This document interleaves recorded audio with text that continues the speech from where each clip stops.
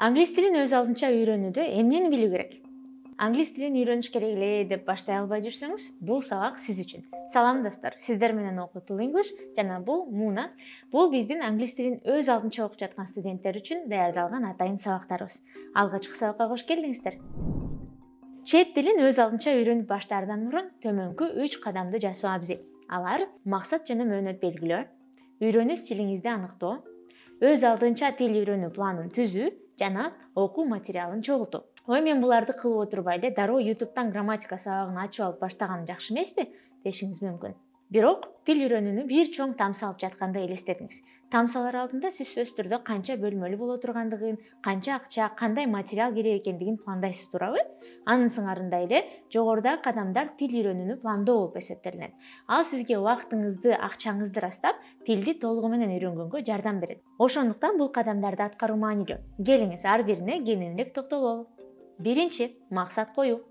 Максат коюуда SMART деп аталган эффективдүү техниканы колдонобуз. Бул ыкманы дүйнө жүзү боюнча жөнөкөй адамдардан баштап аябай чоң таанымал уюмдарга чейин колдонушат. SMART техникасына жараша алдыбызга коюлган максат так жана түшүнүктүү, өлчөнө тургандай, колубуздан келе тургандай, актуалдуу жана орундуу жана убакыт менен чектелген болушу керек экен. Максатты убакыт менен чектөө SMART техникасынын эң маанилүү бөлүгүнүн бири десек болот. Себеби тапшырмага мөөнөт белгилөө жоопкерчиликти өстүрүп, жеке тартипти жакшыртканга жардам берет. Дедлайнга жоопкерчилик менен кароо үчүн телефонго эскертме да коюп алсаңыз болот. Мисалы, бир айда 50 жаңы сөз жаттайм деп максат койсо болот. SMART техникасына ылайык бул максат так коюлган, сан менен өлчөнгөн, аткарууга мүмкүн жана так убакыт менен чектелген. Эсиңизде болсун, биз чоң тапшырмалардан коркуп, баштагандан эринип, жалкоонун эртең бүтпөйт болуп жүрө беребиз. Ошондуктан чоң максатты кичинекей бөлүктөргө бөлүп алуу дагы ашыкча болбойт.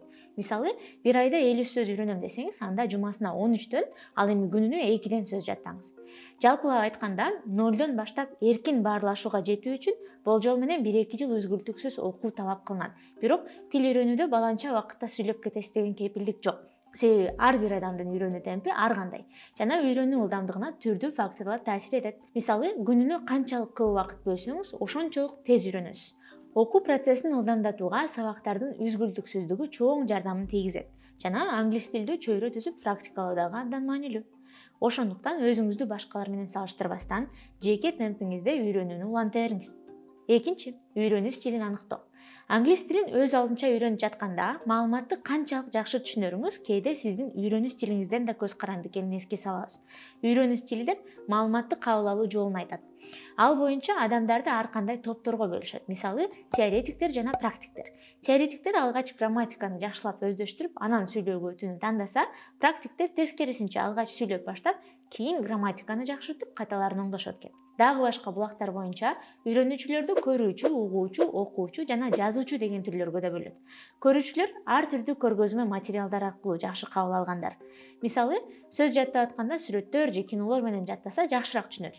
Ал эми угуучулар аудио үйрөнүү стили маалыматты угуп түшүнүү аркылуу жакшыраак эстеп калышат экен. Аларга лекциялар, подкасттар жана ырлар аркылуу жаттоо эффективдүү болот.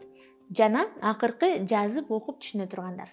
Маалыматты өз алдынча окуп, көчүрүп жазганда гана түшүнүп, батыраак эстеп калышат экен. Стилди аныктоо бизге кандай жардам бере аларын Сауленин мисалында карап алалы. Сауле англис тилин үйрөнүүнү жаңы баштады. Ал маалыматты өз алдынча окуп жана жазганда жакшыраак түшүнөрүн билип, аны тил үйрөнүүдө колдоноюн деп чечти. Сауле англис тилин үйрөнүп жатканда төмөнкү көнүгүүлөрдү көбүрөөк аткарганга аракет кылат. Биринчи, окуп жатканда сөзсүз түрдө жаңы сөздөрдү жазып алат. Окуп бүткөндөн кийин текст боюнча конспект жазат. Окуудан тышкары англис тилди күндөлүк жүргүзөт. Ал жакка күнүгө эмне кылганын, кандай нерселерди үйрөнгөнүн англисче жазганга аракет кылат. Сиз дагы үйрөнүү стилиңизге жараша Саулеге окшоп жеке план түзүп алыңыз. Бул стиль жакшы, тигинеси жаман деген нерсе жок. Бир адам бир нече үйрөнүү стилин практикалашы мүмкүн. Же тескерисинче, жогорудагы стилдердин бирөөсү дагы туура келбеши мүмкүн. Ар бир адамдын эс тутуму жана кабыл алуусу индивидуалдуу болот. Стилиңизди аныктоого интернетте атайын онлайн тесттер бар. Тапшырып көрсөңүз болот. Азаматсыз, болжол менен англис тилин үйрөнүүнү эмнеден баштоо керек экенин карап алдык. Максат коюп, аны мөөнөт менен белгилеп, маалыматты кандай жол менен жакшыраак түшүнөсүз билип алдыңыз. Эми үйрөнүүгө материал издешиңиз керек болот.